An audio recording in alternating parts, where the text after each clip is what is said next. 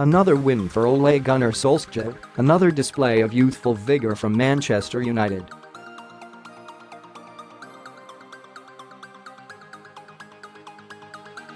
The change of mood in the month since Solskjaer's smile replaced Jose Mourinho's scowl at Old Trafford is palpable all around the club.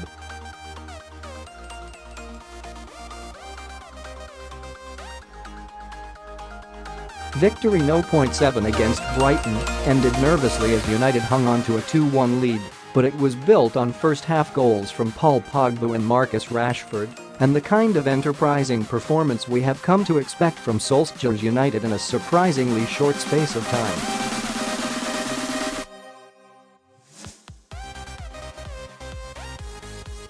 It was easy to forget that sat on the bench waiting their turn were Romelu Lukaku and Alexis Sanchez.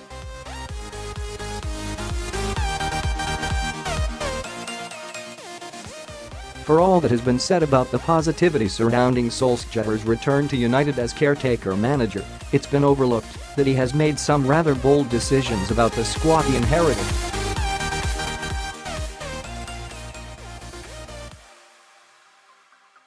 Lukaku is, after all, a £75 million striker, and Sanchez the club's highest earner.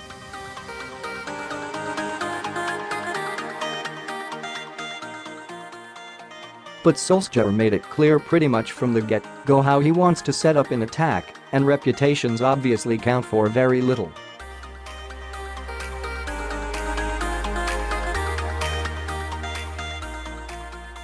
This was the fourth time in 6 Premier League games under Solskjaer that Rashford, Martial and Jesse Lingard have started as the front three, and Martial only missed the Boxing Day win over Huddersfield because he missed his flight back from Paris after spending Christmas at home in France.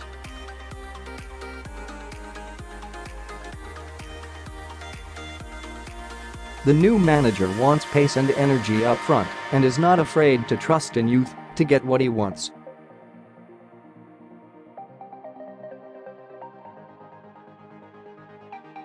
If 2 of his 3 forwards, Rashford and Lingard, are products of United's youth system, then all the better.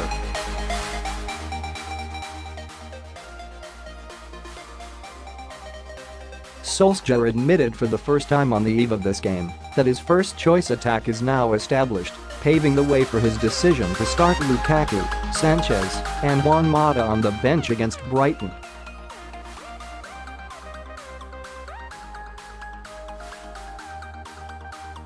There are the 3 who play the most, but then you've got Rom, you've got Juan and you've got Alexis, so I've got a front 6 I can rotate, he said.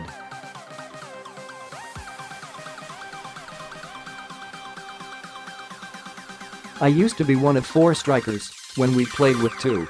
Now we have 6 forwards, and we play with 3 most of the time.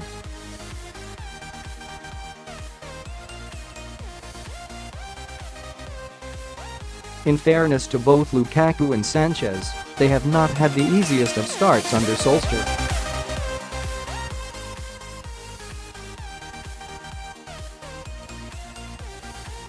Lukaku missed his first 2 games after being granted compassionate leave over Christmas, but has scored twice off the bench and again on his only start against Reading in the FA Cup.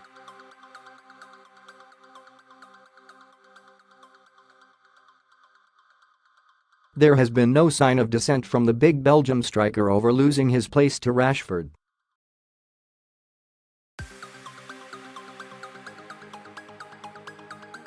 Indeed, he was the one who stayed longest with the England international and helped him up after receiving treatment for a challenge by Brighton defender Martin Montoya towards the end here.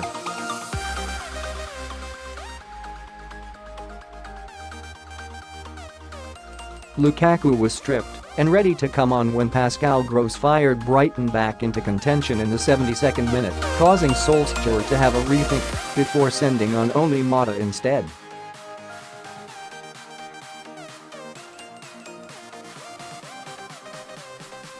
He eventually got on the pitch 10 minutes later as a replacement for Martial, meaning Rashford switched to the left flank and did his best to hold the ball up as Brighton threatened to snatch an unlikely draw.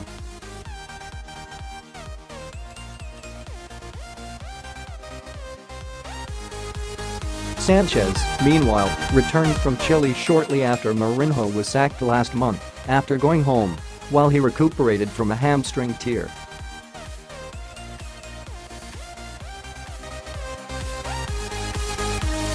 He aggravated the problem on his only start under Solskjaer, also against Reading, and is still working his way back to full fitness.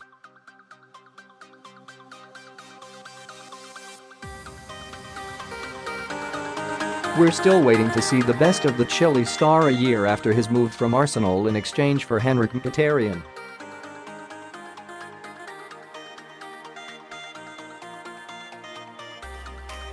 He is a player who loves to play football, and he's been hindered by injury, said Solskjaer on Friday.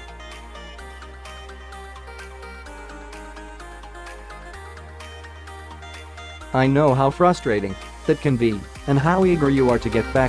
He's champing at the bit, and his attitude has been fantastic in training.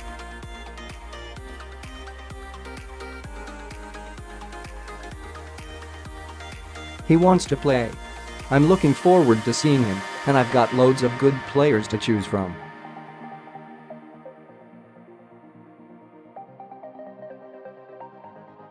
The tight finish to this game meant that he did not even make it off the bench. Solskjaer decided to use Matteo Darmian as his third substitute to replace Rashford, moments after the young striker had been booked for exacting retribution on Montoya with a cynical foul.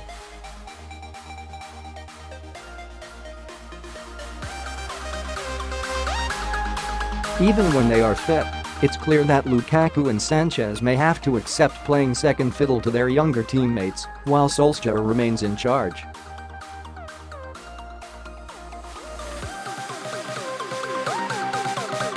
It's not a decision he will have taken lightly, but one that deserves due credit.